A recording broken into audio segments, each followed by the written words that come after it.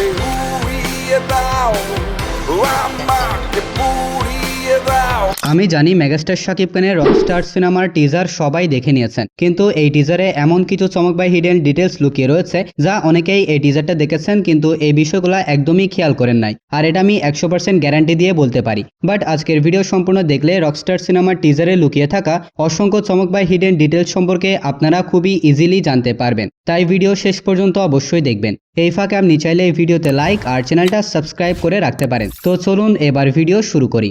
টিজারের শুরুতে লেখা রয়েছে use headphones or not, you will get full vibe of jamming for sure. অর্থাৎ headphone থাকুক বা না থাকুক, এই ভিডিওটার আসল স্বাদ বা এনার্জি আপনি সমানভাবে পাবেন। এই লাইনটার মাধ্যমে সিনেমার টিম তাদের কাজের প্রতি কত বেশি আত্মবিশ্বাসী সেটার প্রমাণ দিয়ে দিয়েছে। মানে ভাই, সিনেমার টিম এই সিনেমার প্রতি কত বেশি কনফিডেন্ট এটা এই লাইনটার মাধ্যমে বোঝা যাচ্ছে। তাদের এই কনফিডেন্সটা এসেছে তাদের মেকিং থেকে।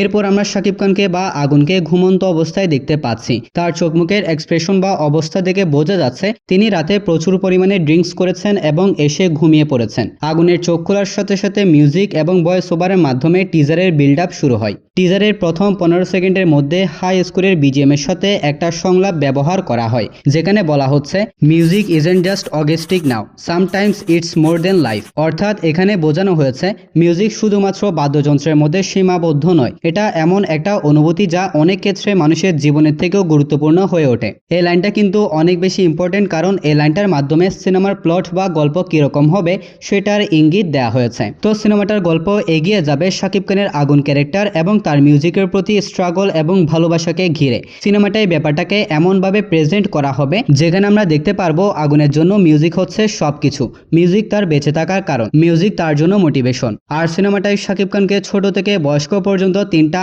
আলাদা বয়সের শেডে দেখা যাবে এবং সব জায়গাতেই তার সাথে জড়িয়ে থাকবে মিউজিক। এরপর টিজারের 8 সেকেন্ডে আমরা দেখতে পাই একটা গাড়ি আগুনের দিকে এগিয়ে আসছে। 45 সেকেন্ডে গিয়ে এই শট আমরা আবার দেখতে পাই। গাড়িটা প্রথমে আগুনের দিকে এগিয়ে আসলেও শেষ পর্যন্ত গাড়িটা আগুনকে না মেরে একটা পিলারের সাথে লাগিয়ে দেয়। গাড়ির সামনের প্লেটে লেখা রয়েছে রিশাদ। তো কে এই রিশাদ, সে কেন আগুনকে মারতে চেয়েছিল, এটা আমরা সিনেমা যখন দেখবো তখনই বুঝতে পারবো। তবে এটা তো শিওর যে রিশাদের সাথে আগুনের একটা ঘনিষ্ঠ সম্পর্ক থাকবে। বাই দ্য ওয়ে, এখানে যে গাড়িটা ব্যবহার করা হয়েছে এটা হলো পোর্শে 718 কাইমান, যেটা একটা লাক্সারিয়াস গাড়ি। তো বরবাদের পর রকস্টার হতে চলেছে শাকিব খানের দ্বিতীয় সিনেমা, যেখানে আমরা প্রচুর লাক্সারিয়াস গাড়ি ইউজ করতে দেখতে পারবো। অন্যদিকে টিজারের 10 সেকেন্ডে আমরা দেখতে পাচ্ছি আগুনের ঘাড়ে একটা সংখ্যা লেখা রয়েছে 13.11। বেসিক্যালি এই সংখ্যাটা হতে পারে একটা ডেট বা তারিখ, যেটা আগুনের জন্য অনেক বেশি ইম্পর্টেন্ট বা স্মরণীয় হতে পারে। এই ডেটে আগুন তার জীবনের সবচেয়ে গুরুত্বপূর্ণ কিছু হারিয়ে ফেলেছে অথবা গুরুত্বপূর্ণ কিছু অর্জন করেছে, তাই সে ওই তারিখের সংখ্যাটাকে তার ঘাড়ের মধ্যে লিখে রেখেছে। 11 সেকেন্ডে আমরা আগুনের সাথে একজন ব্যক্তিকে দেখতে পাই। 15 সেকেন্ডে গিয়ে ওনাকে আমরা আবার আগুনের সাথে দেখতে পাই। 51 সেকেন্ডে যদি আপনি খেয়াল করেন তাহলে পিছনে উনি আবার দাঁড়িয়ে রয়েছে। 59 সেকেন্ডের সর্বশেষ ওনাকে আমরা আবার দেখতে পাই।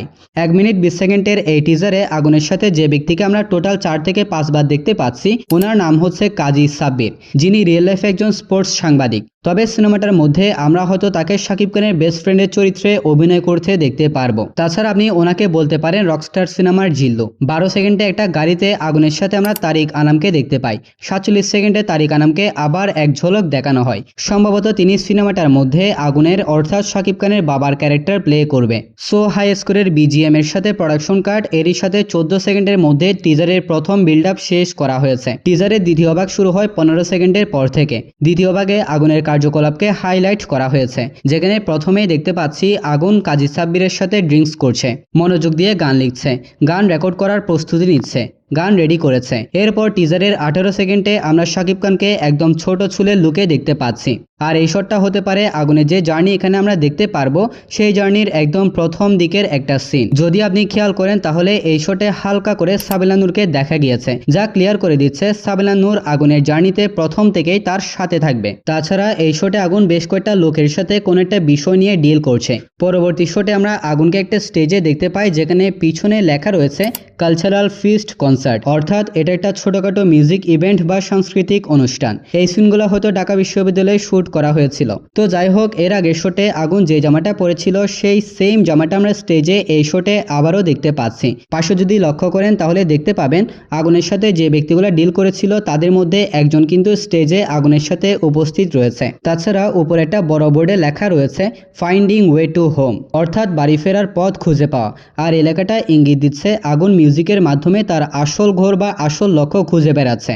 যেমনটা বলেছি, সিনেমাটার মধ্যে আগুনের একদম শুরু থেকে শেষ জার্নি দেখানো হবে। আর এই দুটা শটের ডিটেলসগুলো আগুনের শুরুর দিকে স্ট্রাগলের গল্পকে হাইলাইট করছে। এই স্ট্রাগলের এই সিনগুলোর পর আমরা ফাইনালি দেখতে পাই আগুন একজন সাকসেসফুল রকস্টার বা মিউজিশিয়ান হয়ে গিয়েছেন। পরবর্তী শটে আগুনের কনসার্টের বিজ্ঞাপন করা হচ্ছে, যেখানে বড় একটা বোর্ডে লেখা রয়েছে আমাকে উড়িয়ে দাও। বেসিক্যালি এটা আগুনের রেডি করা প্রথম গান, যেটা শনিবার মে 16 তারিখ সন্ধ্যা 7টায় ড্রপ করা হবে। আর এখানেই লুকিয়ে রয়েছে এই পুরো টিজারটার অন্যতম ইন্টারেস্টিং একটা পয়েন্ট। তো সিনেমাটার অ্যাকর্ডিং আমাকে উড়িয়ে দাও শিরোনামের এই গানটা আগুন নিয়ে আসবে শনিবার 16 তারিখ সন্ধ্যা 7টায়, এবং রিয়েল লাইফে এই গানটা আমরা ইউটিউবে দেখতে পারবো 16 তারিখ সন্ধ্যা 7টায়। অর্থাৎ সিনেমার টিম এক ঢিলে দুই পাখি মেরে দিয়েছে। একটা শটের মাধ্যমে তারা জানিয়ে দিয়েছে রকস্টার সিনেমার প্রথম গান কখন আসবে, আর সিনেমাটার মধ্যে আমাকে উড়িয়ে দাও এই গানটা কোন তারিখে প্রেজেন্ট করা হবে। আশা করছি ব্যাপারটা বুঝতে পেরেছেন। তো টিজারের 22 সেকেন্ডে আমরা আগুনের মিউজিক ভিডিওর একটা এডিটিং ফুটেজ দেখতে পাচ্ছি। অর্থাৎ সিনেমাটার মধ্যে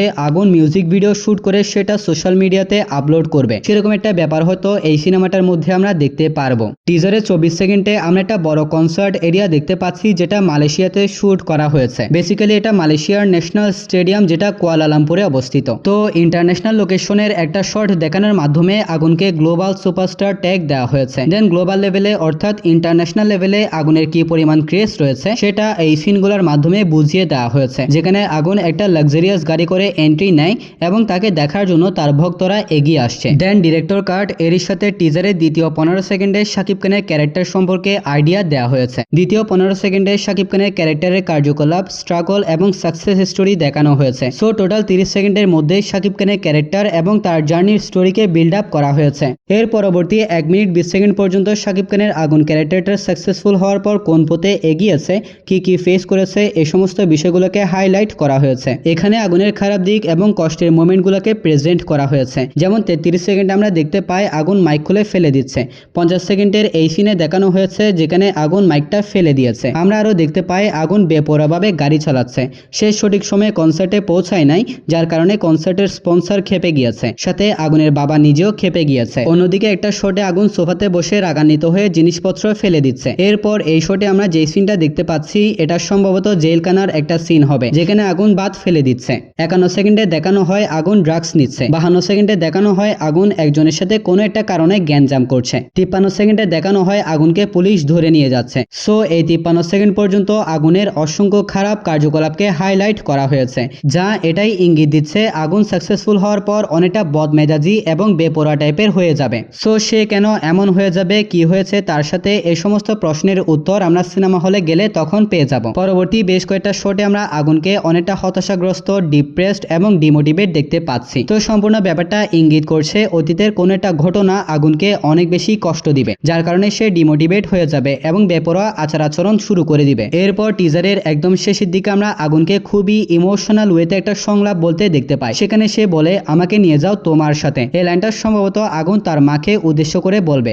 হয়তো সিনেমাটার মধ্যে তার মাকে মেরে ফেলা হবে অথবা তিনি মারা যাবে। সো ওভারঅল 32 সেকেন্ডের পর থেকে নিয়ে 1 মিনিট 20 সেকেন্ড পর্যন্ত আগুনের অসংখ্য কনসার্টের সিকোয়েন্স, বেপরোয়া জীবনযাত্রা এবং হতাশাগ্রস্ত কিছু সিন সিকোয়েন্স হাইলাইট করা হয়েছে। সর্বশেষ বলে দেওয়া হয়েছে খুব তাড়াতাড়ি টিজার 2 রিলিজ করা হবে। তবে যেমনটা বলেছি টিজারের মাঝখানে মেকাররা জানিয়ে দিয়েছে 16 তারিখ সন্ধ্যা 7টায় আমাকে উড়িয়ে দাও শিরোনামের এই গানটা রিলিজ করা হবে। এখন দেখার বিষয় হচ্ছে টিজার 2 হিসেবে কি তারা এই গানটার ইঙ্গিত করেছে, নাকি আমরা অন্যটা আলাদা প্রপার টিজার দেখতে পারবো। সো গাইস, এগুলাই ছিল রকস্টার সিনেমার টিজারে লুকিয়ে থাকা হিডেন ডিটেলস বা চমক। ভিডিওটা কেমন লেগেছে কমেন্টে জানাবেন, আর যদি ভিডিও ভালো লাগে তাহলে ভিডিওতে লাইক আর চ্যানেলটা সাবস্ক্রাইব করতে ভুলবেন না। তাহলে দেখা হবে পরবর্তী আরো একটি ভিডিওতে। ততক্ষণ ভালো থাকবেন, সুস্থ থাকবেন, টেক কেয়ার, আল্লাহ হাফেজ।